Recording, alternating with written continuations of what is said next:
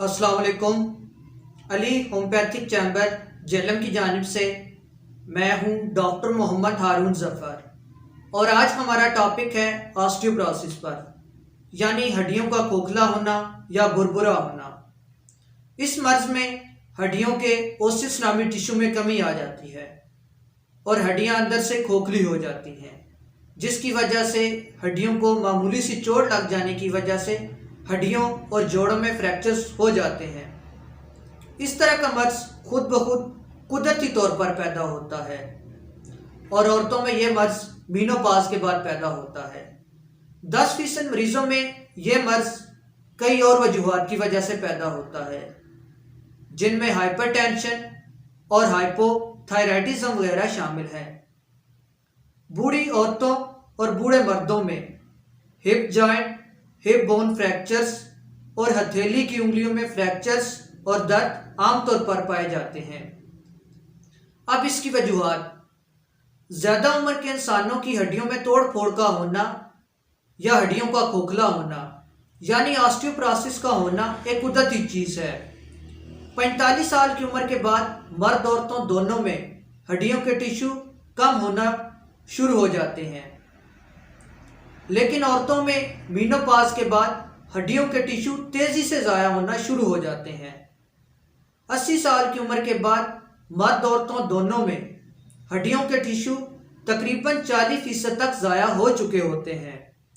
अब इसकी अलामात: हड्डियों के बुरबुरे होने या खोखले होने यानी ऑस्टियोपोरोसिस हो जाने की वजह से स्पाइन में दर्द होता है, स्पाइन के वर्टेब्रा दब जाते हैं, इनके अंदर फ्रैक्चर्स हो जाते हैं। इस सूरत में मरीज की कमर पीछे की तरफ झुक जाती है और मरीज का कद दिन ब दिन छोटा होता चला जाता है।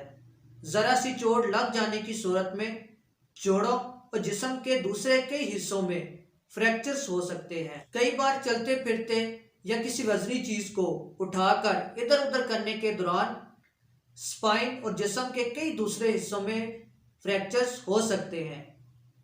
हड्डियों के एक्सरे करवाने पर हड्डियां अंदर से खोखली नजर आती हैं और इनके अंदर के टिश्यूज ज़ाया हो चुके होते हैं। अब इसकी प्रिवेंशन यानी हिफाजती बचाव: ऑस्टियोपोरोसिस साल हर साल में हड्डियों के टिश्यू ज़ाया हो जाने की वजह से पैदा होने वाला एक मर्ज है। इसलिए जवानी से ऐसे हिफाजती इक़दाम करने चाहिए जिनसे हड्डियों के ज़ाया होने यानी ऑस्टियोपोरोसिस होने के चांसेस बहुत कम हो। नंबर 1, औरतों को खुराक में कैल्शियम वाली ग़िज़ा का इस्तेमाल ज़्यादा करना चाहिए। ज़्यादा से ज़्यादा ड्राई फ्रूट का इस्तेमाल करना चाहिए। रोज़ाना मामूल के मुताबिक एक्सरसाइज करनी चाहिए क्योंकि इससे हड्डियां मजबूत होती हैं। रोज़ाना 10 से 12 बादाम का इस्तेमाल करना चाहिए। सिगरेट नोशी और शराब नोशी को तर्क कर देना चाहिए क्योंकि ये ऑस्टियोपोरोसिस को बढ़ाने का बायस बनता है। मीनोपॉज से पहले औरत को 1 ग्राम और मीनोपॉज के बाद औरत को 1.5 ग्राम कैल्शियम की ज़रूरत हुआ करती है। अब सवाल ये पैदा होता है कि ऑस्टियोपोरोसिस औरतों में ज़्यादा क्यों होता है। मीनोपॉज औरतों की 40 से 45 साल की उम्र के बाद माहवारी के न आने को कहते हैं। औरतों के जिस्म में एक एस्ट्रोजन नामी हार्मोन पाया जाता है जो कि जवानी में ऑस्टियोपोरोसिस को होने से रोकता है।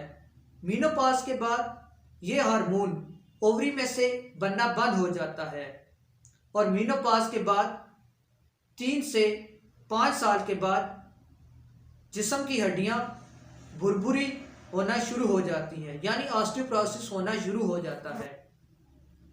अली होम्योपैथिक चैम्बर जेलम पर इस हवाले से आने वाले तमाम मरीज अल्लाह के फजल से शिफायाब होते हैं। इंशाल्लाह आपके साथ दोबारा मुलाकात होगी, तब तक के लिए इजाज़त। अल्लाह हाफिज़।